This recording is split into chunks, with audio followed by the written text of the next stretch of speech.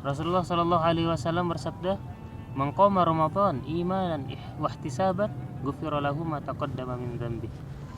Jadi barang siapa yang mendirikan bulan suci Ramadan dengan ibadah, dengan penuh keimanan dan juga mengharap ampunan dari Allah Subhanahu wa taala, maka Allah Subhanahu wa taala akan mengampuni dosa-dosa yang akan datang. Dalam satu riwayat wa ma ta'akhkhar, dan dosa-dosa yang telah lalu.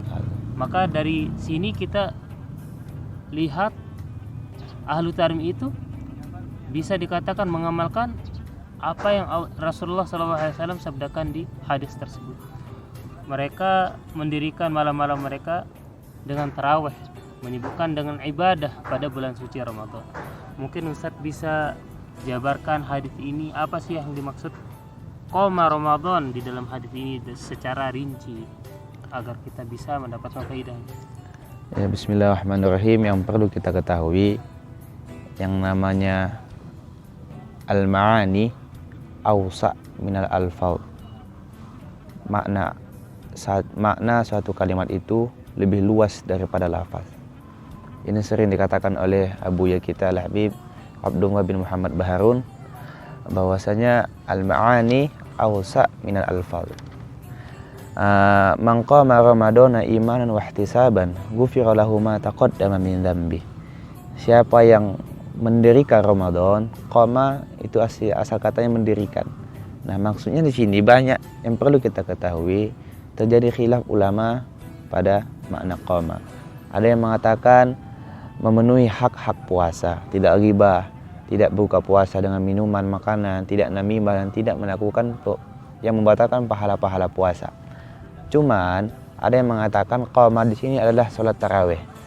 Man qama Ramadan imanan wa ihtisaban, penuh iman wa ihtisaban, mengharap ridho kepada Allah Subhanahu wa taala. Ghufira lahu ma taqaddama min dzambi, diampunilah semua dosa-dosanya. Dan riwayat yang lain wa ma ta'akhkhar, yang akan lalu, yang akan datang, dan juga yang akan lalu, yang telah lalu. Maka begitulah salah satu ulama yang mengatakan makna hadis itu. Dan bagaimana sih ahlu tarim menghidupkan bulan suci Ramadan selain dengan tarawih? Apakah ada amaliyah-amaliyah lain yang ahlu tarim kerjakan untuk mendirikan bulan suci Ramadan dengan ibadah? Ya, saya lihat salah satu amalan-amalan mereka yang tidak dilakukan di tempat-tempat lain adalah melakukan kalau di Indonesia namanya tadarus, kalau di sini namanya khataman, ya, khataman Quran rubu', ada rubu', istilahnya rubu'. Jadi setiap 4 hari itu khatam 1 kali. Jadi 1 hari itu membaca rubu'nya. Nah, maka istilah khatam rubu'. Yang kedua hari rubu', jadi setengah. Tambah rubu' jadi full 30 juz. Nah, jadi mereka membaca Quran, bahkan di salah satu masjid, itu Masjid Segaf namanya, itu ada menghafal. Jadi membacanya bukan melihat Quran, tapi dengan hafalan. Jadi ada halaqah, ajibnya begitu. Ada halaqah, jadi semua menyambung bacaan Al-Quran dengan hafalan, tidak dengan bacaan. Jadi bisa orang yang hafal Quran 30 juz, bisalah ikut halaqah ini untuk mengulang hafalan gitu. Nah, begitu banyak lagi amalan mereka. Salah satunya yang bisa kita tiru adalah mereka itu selalu mengingatkan kepada jamaah untuk niat. Nah, kalau kita di Indonesia mungkin mengingatkan untuk niat puasa itu sesudah sholat tarawih, ya. Ayo untuk niat puasa untuk besok hari gitu. Tapi di sini tidak. Dilakukan sesudah iftar, bahkan sudah buka puasa diingatkan untuk berniat untuk besok hari. Habis itu sudah tarawih diniatkan lagi. Sudah sholat isya diniatkan lagi. Sesudah mau sahur lagi diniatkan lagi. Jadi diingatkan supaya kita tidak lupa niat, walaupun bisa hakikatnya kita taklid kepada mazhab Maliki yang pada awalnya boleh kita berniat nawaitu soma, aku niat puasa 30 Ramadan full. Walaupun boleh taklid, tapi yang mananya amal ahlu tarim selalu menjaga khilaf gitu. Bahkan yang masalah khilaf ini, masyarakat tarim tidak bersiwak ketika ba'da zawal. Ba'da zawal memakai wangi-wangian. Padahal ada ulama yang berpendapat bahwasanya tidak dimakruhkan bersiwak sesudah zuhur, sudah zawal. Contoh Ibnu Ruslan, Ibnu Hajar mengatakan makruh. Tapi sebagaimana kaidah mengatakan dalam syairnya Imam Bakatsir, Muhammadur Ramli yukafi Ibnu Hajar, faktar idza takhalafa bila ghar. Maka Muhammad Ramli dan Ibnu Hajar itu sekufu katanya. Yukafi Ibnu Hajar, kata beliau. Faktar, maka pilihlah pendapat keduanya jikalau terjadi perbedaan pendapat. Bebas memilih Ibnu Hajar atau bebas memilih Imam Ramli, tapi yang namanya ahlu tarim itu ada salah satu thariqahnya. Apa thariqahnya? Wara'.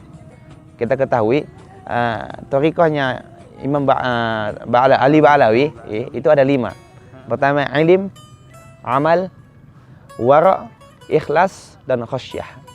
Nah, ilim harus belajar. Ta'lim. Yang kedua amal. Sudah kita belajar harus mengamalkan. Ya, jadi tadi apa? Pertama belajar. Terus mengamalkan. Alim, amal. Seperti yang kita dengarkan, mumayyizah daripada ulama Hadramaut adalah amila bima ya'lam, atau mengamalkan sesuatu yang mereka ketahui. Nah, selanjutnya apa, Ustaz? Yang ketiga itu adalah wara'. Ada pendapat mengatakan tidak boleh. Dan ada juga pendapat mengatakan boleh. Contoh, salat witir itu menurut mazhab Hanafi wajib atau sunnah? Wajib. Menurut Syafi'i sunnah. Nah, ketika mana ulama tarim memilih mana? Ulama tarim memilih wajib. Nah, contoh lagi, hukum A makruh. Hukum memakai siwak ba'da zawal makruh. Hukum memakai siwak menurut ulama yang lain hukumnya tidak makruh. Maka ulama memilih mana? Ulama ahlu tarim memilih pendapat yang mengatakan makruh. Kenapa? Supaya aman, wara'. Mengambil pendapat yang lebih ihtiyat. Yang keempat itu namanya ikhlas. Dan yang kelima adalah khasyah, takut. Jadi ulama tarim itu takut ajalnya, tidak tahu mereka bagaimana, apakah selamat atau tidak nanti di akhir hayat. Masya Allah. Mungkin dari ini kita bisa belajar dari 5 thariqah Ali Ba'alawi yang 5 ini mungkin bisa kita amalkan untuk belajar, selanjutnya mengamalkan ilmu yang kita ketahui, kemudian memiliki sifat wara' atau kehati-hatian agar kita tidak terjerumus kepada sesuatu yang Allah Subhanahu wa taala tidak ridhoi. Betul. Dan juga kita amalkan thariqah-thariqah yang selanjutnya seperti apa tadi, Ustaz? Ilim, amal, wara', ikhlas, khasyah.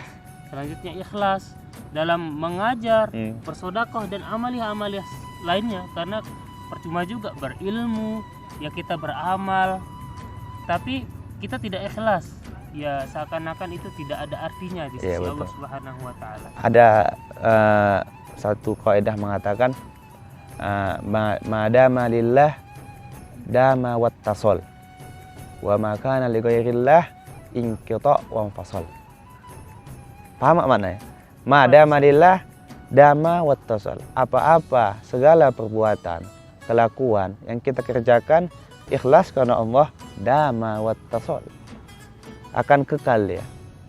Wa makana li ghairillah inqita wa fasal. Terputus, musnah, binasa. Makanya banyak kita lihat kadang beberapa pondok pesantren ikhlas yang membangun pesantren itu, maka tahan 100 tahun, 200 tahun, 300 tahun, tapi makana li ghairillah yang tidak karena Allah Subhanahu wa taala, inqita wa fasal, terputuslah dia.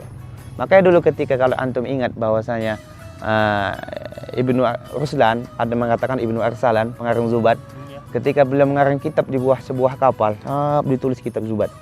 Kitab Zubat itu dibuat di kapal. Di kitab ditulis. Ketika sudah selesai, maka beliau buat batu, diikat pakai batu diikat. Lalu mau dijatuhkan, dicampakkan ke laut. Ditahan, jangan kamu buang wahai Ibnu Ruslan, jangan. Tidak, kata beliau. Jikalau ini bukti tanda aku ikhlas, tentu buku ini tidak akan hanyut, tidak akan jatuh, tidak akan musnah. Tapi jikalau aku ikhlas, tanda aku ikhlas, maka kitab ini akan tetap selamanya. Mau dicampakkan beliau, dijatuhkan beliau ke laut. Sudah dijatuhkan, maka tidak berapa lama selang kemudian datanglah seorang nelayan dapatnya buku itu. Dibacanya. Dia nggak paham apa lah bacaan ini, nggak tahu. Dikasih ya kepada ulama setempat. Oh, Masya Allah, ini kitab Syafi'iyah, kata ulama setempat itu. Ini kitab Syafi'iyah, Masya Allah, cetak, sebar luaskan. Maka sampai sekarang disitulah kitab Zubat sampai sekarang kita baca, bahkan dihafal di mana-mana. Gitu. Jadi itulah salah satu ikhlas. Makanya Thariqah Ba'lawi itu sangat luar biasa. Ilm, amal, khasyah, ikhlas, dan wara'. Dan juga sering banget kita dengar, Ustaz, kata asyhadu alla ilaha illallah, astaghfirullah, nas'alukal jannata wa na'udzubika minan nar. Sudah itu? Allahumma innaka afuwun tuhibbul afwa fa'fu anna. Iya, kenapa? Itu sering banget kita dengar, entah di Indonesia mungkin kayaknya sering juga ya kayaknya. Di sini salah satu amal mereka ahlu tarim ini ketika Ramadan adalah memperbanyak bacaan yang kita baca tadi. Asyhadu alla ilaha illallah, nastaghfirullah, nas'alukal jannata wa na'udzubika minan nar. Itu 3 kali. Nanti baca Allahumma innaka afun tuhibbul afwa fa'fu anna, sampai dibaca berulang-ulang. Itu biasanya dibaca mereka ketika mau iftar. Mau iftar. Jadi itulah bedanya kalau kita di Indonesia. Kalau kita di Indonesia buka bersama, bukber nih, buka bersama. Kita nunggu berapa menit lagi buka puasa. Dia diam ya sambil nengok makanan. Kalau orang tarim tidak. Ketika hendak berbuka puasa, mereka sediakan makanan sambil berzikir. Oh, yang kita baca tadi. Makanya dari manakah ini? Ini salah satu hadis Nabi Muhammad SAW. Fastaghfiru fihi min arba'i risal. Perbanyakkanlah 4 amalan di bulan Ramadan, ya, 4 bacaan. Apa itu? Khoslatani turduna rabbukum bihima wa khoslatani la gina lakum anhuma. 2 amalan yang Allah ridho jika kamu baca. Allah senang, bahagia. 2 amalan lagi yang kamu butuh kepadanya. Apa itu? Khoslatani turduna rabbukum bihima, yang membuat ridho Allah Subhanahu wa taala itu adalah syahadatu alla ilaha illallah wa tastaghfirunah. Syahadat kepada Allah dan istighfar. Makanya ada nasyhadu alla ilaha illallah nastaghfirullah. Oke, 2. Wa khaslatani la gina lakum anhuma, dan 2 bacaan yang kamu butuhkan itu. Apa itu? Tas'aluna rabbukumul jannah wa tata'awaduna bihi minan nar. Kamu pinta kepada Allah surga dan minta dijauhkan dari neraka. Makanya ada nas'alukal jannata wa na'udzubika minan nar. Maka dalam satu riwayat dikatakan bahwasanya man sa'al jannah thalatha marrah, siapa yang meminta surga 3 kali kata Nabi, maka apa kata surga? Ya Rabb adkhilhul jannah. Ya Allah, masukkan dia ke dalam surga. Wa man istajaru minan nar, siapa yang meminta dijauhkan dari neraka, apa kata neraka? Ya Rabb Allahumma ajirhu minan nar. Ya Allah, jauhkan dia dari neraka. Makanya sesudah itu, dari mana bacaan Allahumma innaka afuwun tuhibbul afwa fa'fu anna? Ini salah sebabnya adalah ketika Ummul Mukmin Sayyidina Aisyah, ya, Sayyidatuna Aisyah radhiyallahu anha bertanya kepada Rasulullah, "Ya Rasulullah, jikalau aku mendapat Lailatul Qadar, maka apa yang kubaca di situ?" Maka apa kata Nabi Muhammad SAW? Quli, katakanlah wahai Aisyah, Allahumma innaka afuwun tuhibbul afwa fa'fu anna ya karim, dalam satu riwayat.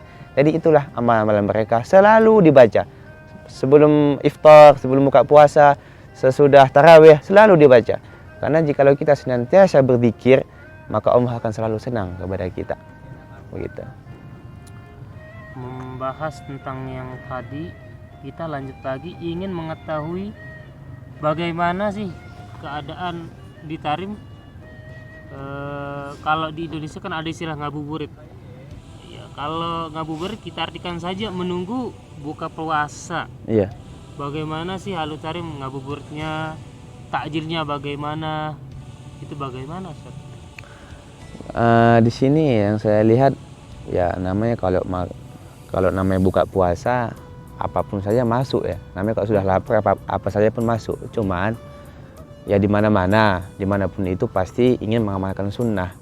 Ketika takjil, ketika berbuka puasa, yang dikatakan Nabi disunahkan untuk makan tamar. Kalau tidak dapat minum rutab dulu baru tamar. Kalau tidak ada keduanya maka dengan air putih.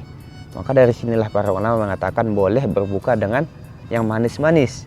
Nah, dengan yang manis-manis, bukan melihat yang manis-manis seperti saya. Bukan melihat yang manis-manis, bukan, tapi berbuka dengan yang manis-manis. Ada pendapat ulama mengatakan begitu.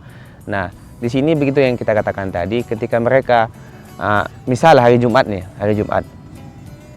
Biasanya kalau tidak bulan puasa, Ahlu Tarim itu ziarah ke Zambal, Furet dan lainnya ke keluarga itu pada pagi hari Jumat, ya, pagi-pagi hari Jumat. Nah, ketika bulan Ramadan tidak diubah, bukan pagi tapi sore. Nah, ketika sore mereka untuk selalu berziarah ke situ, sore Jumat sore. Kenapa? Karena apalagi yang sudah meninggal ayahnya, kata Nabi, manzaro kubro abawaihi, siapa yang menziarahi kubur kedua orang tuanya, ayah atau ibunya, au ahadihima, atau salah satu dari kedua tersebut, atau ayahnya atau ibunya saja, apa kata Nabi, kutiba lahu baron, maka dicatatlah dia menjadi anak yang berbakti kepada orang tua, walaupun ketika sebelum meninggal dia durhaka kepada ayah ibu. Jadi ini, maka kata Nabi Muhammad SAW, mal al-mait illa fi qabrihi kal gharik maghus. Orang yang dalam kuburan itu, orang mayit itu yang dalam kuburan, yang sudah meninggal, jenazah yang sudah dalam kuburan, itu seperti al-gharik al-maghus. Orang yang terbenam, tenggelam di laut, yang meminta tolong, ayo. Kata dalam satu riwayat dari Nabi Muhammad SAW mengatakan, jikalau ruh orang yang sudah meninggal akan kembali kepada ke rumahnya dan mengatakan, ya ahli, ya waladi, sambil menangis, hazin dalam hadis, bersedih, ya ahli, ya waladi, ya aqribi, ya zaujati, anakku, keluargaku, mana? Apakah kamu melupakan kami?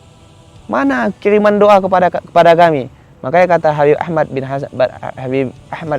bin Sumaid mengatakan, mani tana bi amwatihi bidzikri wal Quran wa ihda'is shadaqah, siapa yang peduli kepada orang yang sudah meninggal, ayahnya kah, ibunya kah, atau anaknya kah, istrinya kah, dengan sedekah, dengan baca Al-Quran, dihadiahkan kepada si mayit, maka Allah akan menggantikan untuknya ketika dia sudah mati, mayyak tanibih, orang yang peduli dengannya. Makanya begitu, man dzakara dzukir, kata Habib Abu Bakar Al-Faqih, man dzakara dzukir man nasiya nusi, siapa yang mengingat orang lain, mengingat kebaikan orang lain, maka dia akan diingat selalu. Waman nasiya nusi, kata Habib Abu Bakar, siapa yang melupakan orang lain, maka dia akan dilupakan juga oleh orang lain, gitu. Jadi teman-teman nih, mungkin waktu kita kecil atau kapanpun itu ada orang yang berbuka sama kita di satu meja, entah bapak, orang tua, kakek, nenek, atau siapapun itu. Dan sekarang mungkin kita tidak bisa menemukan beliau, tidak bisa bercengkrama, berbuka bareng di satu meja. Kita jangan sampai melupakan mereka, tetap mendoakan mereka, tetap menghadiahkan suratul Fatihah atau bacaan Al-Quran yang lain-lain dengan atau kebaikan-kebaikan lainnya. Itulah salah satu kebanyakan orang Tarim ini yang ingin saya buat nanti di Indonesia. Jika saya pulang itu menghadiahkan selalu Al-Fatihah kepada orang tua. Saya lihat orang itu kalau ada majelis selalu Al-Fatihah ila walidina wa masyaikhina, Al-Fatihah. Sesudah subuh Al-Fatihah, zuhur Al-Fatihah, asar Al-Fatihah. Siapa yang tidak senang dengan semua ini? Semua pasti senang. Siapa yang tidak senang mempunyai anak yang soleh? Siapa yang tidak senang mempunyai istri yang soleh? Semua ingin, tapi pinta kepada Allah. Ya Allah, aku ingin istri yang soleha. Ya Allah, aku ingin anak yang soleha. Cuma kita belum nikah. Alhamdulillah kalau misalnya kita dapat istri yang soleha, mungkin alhamdulillah bisa senang. Amin ya Allah. Saya mau nanya ini sama antum, Ustaz. Nanya apa nih? Kalau di akhir Ramadan dan menjelang mau datangnya Syawal, senang atau bahagia? kalau kita membahas dulu ketika di Indonesia, ya pengen cepat-cepat Lebaran. Karena di sana ada baju baru, ada kerabat-kerabat yang datang, kita juga mengunjungi, dan juga ada jajan-jajan banyak. Cuma ketika sampai di Tarim, rasanya ada keistimewaan di bulan Ramadan, sadar gitu bagaimana mereka mengistimewakan mengisi malam atau siangnya juga. Berarti dulu tidak paham dengan keistimewaan Ramadan. Paham. Oh, paham. Cuma tidak sadar, karena kalau kita lihat ya kegiatan kita nggak jauh beda gitu. Yang beda itu apa? Diskon di toko, diskon di jualan apalah gitu. Yang beda juga ngabuburitnya, menu-menu jualannya. Perbedaan dari segi ibadah, kalau yang anak temukan nggak sebeda yang di Tarim. Beda. Ya, itulah yang saya lihat di sini. Mereka itu yang mana awal Ramadan menangis, pertengahan Ramadan menangis, dan ketika di akhir Ramadan lebih menangis lagi. Menangis. Karena mereka tidak tahu apakah puasaku yang selama ini diterima atau tidak di sisi Allah Subhanahu wa taala. Makanya salah satu nama bulan Ramadan itu adalah Syahrut Taubah. Syahrut Taubah. Taubat. Kenapa? Karena begitu banyak orang yang taubat di bulan Ramadan, taubat daripada Allah Subhanahu wa taala. At-taubah an-nadam. Taubat itu adalah menyesal. Menyesal dengan segala yang dilakukan. Banyak dosa yang telah dilakukan. Dunubi mithlu a'dadi rimali wa habli taubatan ya dal jalali wa umri nakisun fi kulli yaumi wa dhanbi zaidun kaifa ihtimali. Ya Allah, dosaku bagaikan buih di lautan. Banyak dosaku. Wa kaifa ihtimali wa umri nakisun umurku setiap hari berkurang. Wa dhanbi zaidun kaifa ihtimali. Dan dosaku selalu bertambah, bagaimana aku bisa menanggungnya?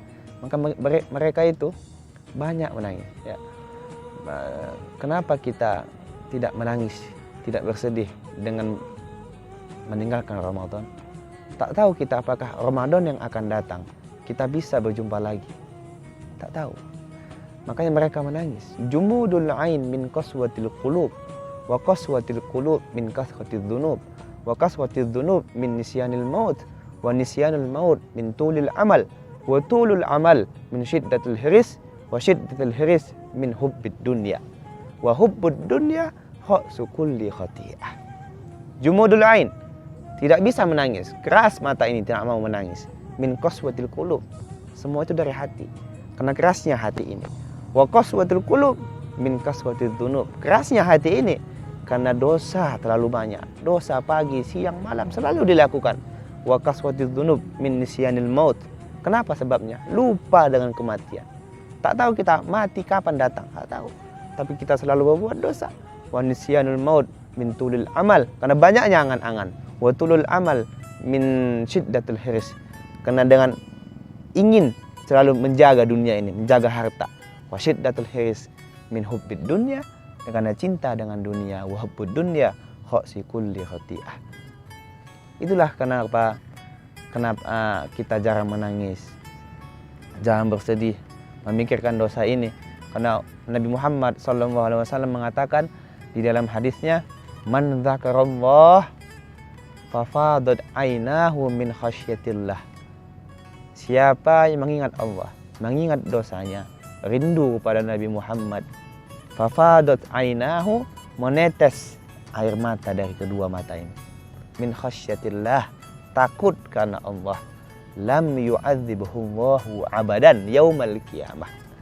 Allah tidak akan menyiksanya selamanya, walaupun nanti di hari kiamat, selamanya. Maka dalam katakan bahkan Umar bin Abdul Aziz menangis, dia menangis sampai keluar darah dari matanya. Imam Ulia bin Ziyad itu menangis sampai buta matanya, buta. Lalu bagaimana dengan kita? Begitulah. Banyak taubat di bulan Ramadan, banyak menangis di bulan Ramadan, apalagi menjelang di akhir Ramadan. Jadi teman-teman, semoga Allah Subhanahu wa taala senantiasa melembutkan hati kita agar mudah dalam menangis karena Allah Subhanahu wa taala. Selanjutnya, Ustadz, bagaimana pandangan antum? Kalau tadi kan antum tanya ana tanya antum bagaimana sih kalau orang senang di bulan suci Ramadan? Dalam artian senang itu begini, di akhir bulan Ramadan mereka tidak menangis karena Allah, tapi mereka senang-senang belanja, beli pakaian, beli macam-macam lah. Di Indonesia menjelang akhir Ramadan, musola atau masjid itu sunyi. Kemana mereka? Ke pasar, ke pajak istilahnya, beli baju, ke hotel, ke tempat-tempat jualan baju. Kalau di Tarim tidak. Kalau di Tarim itu semakin di akhir Ramadan, di akhir Ramadan semakin ramai musola, semakin ramai masjid. Pasar itu tidak terlalu ramai. Kenapa? Karena mereka tahu fadilah Ramadan. Nah, biarpun begitu, sebagaimana dikatakan oleh abuya kita, guru kita, Al-Habib Abdullah bin Muhammad Baharun, jangan remehkan mereka yang membeli baju di bulan Ramadan, di akhir Ramadan. Kenapa? Karena mereka membeli baju untuk siapa? Untuk istrinya, untuk anaknya, untuk ayahnya, untuk neneknya, untuk kakeknya, untuk anak-anaknya. Apakah ini tidak dinamakan dengan idkhalus surur? Menyenangkan orang lain? Yang kata Nabi, ahabbul a'mali ila Allah idkhalus surur. Amal yang disukai oleh Allah Subhanahu wa taala adalah idkhalus surur, menyenangkan orang lain. Maka jangan kita lecehkan mereka, jangan kita salahkan mereka. Tapi lebih baik jangan tinggalkan sholat tarawih. Sholat tarawih itu hanya didapatkan di bulan Ramadan. Jadi kita al-jama' bainahuma afdal. Kita gabungkan keduanya. Kita sholat tarawih dulu, baru beli baju. Jangan takut kehabisan. Kalau takut kehabisan, bajunya habis, beli sebelum Ramadan. Sebagaimana dilakukan oleh Ahlul Tarim. Ahlul Tarim itu beli baju kebanyakan di mana? Sebelum Ramadan. Bukan mereka membeli baju sebelum Ramadan bukan karena takut habis. Bukan, banyak baju bukan karena takut habis, bukan takut habis di toko, bukan takut habis di Happy Land, bukan. Tapi karena mereka ingin menyibukkan, betul-betul menyibukkan ibadah di bulan Ramadan. Begitu. Jadi jangan kita ajak mereka, jangan suudzon, jangan. Jadi al-jama' lebih afdal. Salat tarawih dulu baru beli baju. Suka hati kalau udah salat, suka hati lah mau beli berapa, mau 10, mau 15, mau 20, hatta baju yang paling mahal juga nggak apa-apa. Bahkan saya pernah mendengar salah satu ulama Hadramaut ketika 1 Syawal dia tidak mau memakai baju yang bagus. Tidak mau. Kenapa? Kenapa? Karena jika memakai di 1 Syawal, maka orang miskin melihat baju itu dan sakit hati. Lihat bagaimana pemikiran mereka. Mereka tidak mau memakai baju-baju Syawal, baju yang bagus di bulan 1 Syawal. Nanti dipakai di bulan hari kedua, hari ketiga, hari keempat. Saking menjaga hati orang miskin. Jadi teman-teman semua, jangan sampai kita menyalahkan orang yang berbahagia di bulan suci Ramadan juga. Mungkin mereka berbuat baik untuk anak istri mereka, membahagiakan mereka, itu juga termasuk ibadah. Idkhalus surur kepada kerabat kita, keluarga kita. Jangan kita sangka ibadah itu hanya sholat aja, puasa aja, bukan. Ibadah itu banyak. Idkhalus surur juga ibadah, senyum juga ibadah. Bahkan menghindarkan utumitul adza anit tariqi sedekah, kata Nabi. Menghilangkan duri dari jalan itu adalah sedekah. Itu adalah ibadah. Jadi yang namanya ibadah bukan hanya sholat, puasa dan lain-lain. Banyak orang yang sholat, tapi lupa keluarganya, lupa sama tetangganya dan lain-lain. Nah, jadi jangan sampai kita ibadah akan tapi lupa hablum minan nas. Jadi ada istilahnya hablum minallah dan hablum minan nas. Memperbaiki hubungan kepada Allah dan memperbaiki hubungan sesama manusia. Nah, selain itu juga Ustaz, kalau membahas tentang amaliyah tarim, seperti yang kita baca kalau di Dalilul Qawim ada beberapa amaliyah yang kita lihat di sana. Kalau ngabuburitnya Ahlul Tarim salah satunya, anggaplah ngabuburit ya. Menunggu waktu berbuka dengan apa? Majelis taklim, rauhah, istilah kalau di sini rauhah. Rauhah dalam segi bahasa artinya ngaji santai. Istirahat. Bayangin, ngaji saja di Tarim istilahnya istirahat gitu. Saking asiknya dalam belajar ya. Belajar itu istirahat. Itulah amaliyah Ahlul Tarim. Dalam menunggu berbuka mereka majelis taklim dulu, membahas hal-hal yang bermanfaat untuk ukhrawi, bahkan duniawi pun itu bermanfaat, yang namanya ilmu ya. Dan juga sahurnya itu kalau kita kan di sana gendang-gendangan, ada yang gendang-gendangan bangunin orang sahur. Di sini juga ada istilahnya tosah, pukul tosah. Itu pukul gendang yang satuan berzikir, berselawat kayak gitu. Mungkin itu bisa dicontohi sama teman-teman semua yang ada di rumah agar bisa membangunkan warga atau teman-teman lah untuk sahur. Akan tetapi nilai plusnya biar tambah pahalanya itu berzikir, selawat. Mungkin itu bisa menambah nilai ibadah kita di sisi Allah Subhanahu wa taala. Semoga Allah Subhanahu wa taala memberikan kita keberkahan. Bisa mencontohi Ahlul Tarim sebagaimana amal-amaliyah mereka yang penuh dengan ibadah. Semoga Allah Subhanahu wa taala menjadikan Ramadan kita jadi Ramadan yang makbulin insyaallah. Dan saya tidak, sebagaimana dikatakan Ali bin Abi Thalib, kunu lil qabulil amali asyaddu ihtimaman minal amali. Kita harus lebih asyaddul ihtimam, lebih memperhatikan apakah amal kita diterima atau tidak. Kunu lil qabulil amali asyaddu ihtimaman minal amali. Jadi, dan terakhir nih, saya tidak lupa untuk mengucapkan terima kasih kepada donatur-donatur kita yang telah membantu. Salah satunya PPI Hadramaut yang telah membantu kita dalam menjalani podcast untuk menyebarkan faidah sebanyak-banyaknya kepada teman-teman. Maka kata Nabi Muhammad SAW, man jahaza ghaziyan faqad ghaza. Siapa yang mempersiapkan alat perang, hanya mempersiapkan, tapi bukan ikut perang, faqad ghaza, maka dia juga mendapat pahala orang yang ikut berperang fisabilillah. Maka begitulah dengan ini, memberi sumbangan, beri uang, maka dia akan mendapat juga pahala. Man jahaza ghaziyan faqad ghaza. Siapa yang mempersiapkan alat perang, maka dia sungguh ikut dalam berperang. Mungkin teman-teman, karena waktu sudah akan tiba waktu maghrib, insyaallah di lain waktu kita akan lanjutkan podcast kita atau bincang-bincang kita. Semoga bermanfaat. Wassalamualaikum warahmatullahi wabarakatuh. Waalaikumsalam warahmatullahi wabarakatuh.